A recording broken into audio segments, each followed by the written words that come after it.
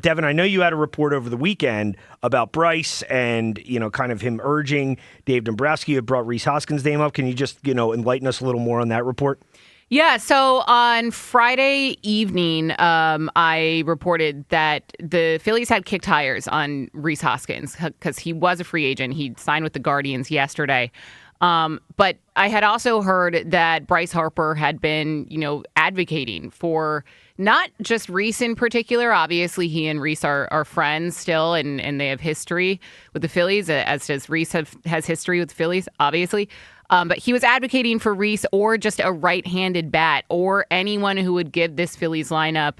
I was told the direct quote was emotional edge / swagger to this lineup. So to me, that's the biggest takeaway. I feel like a lot of people kind of miss the plot on this story that I broke because the biggest question was, well, where would Rhys Hoskins fit? And I understand that. I agree. And ultimately, Dave Dombrowski axed the idea. He kicked tires on it, but axed the idea because it wasn't a fit. And I don't think he's totally wrong for that. I don't think that Dave Dombrowski has had a good offseason.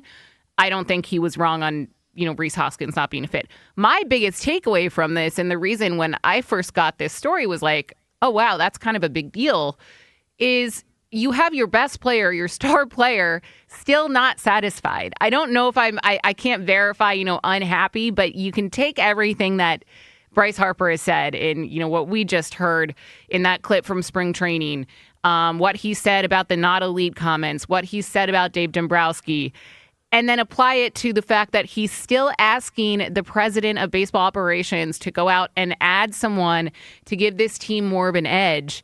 That's a big deal because Bryce Harper clearly doesn't think that this team has done enough.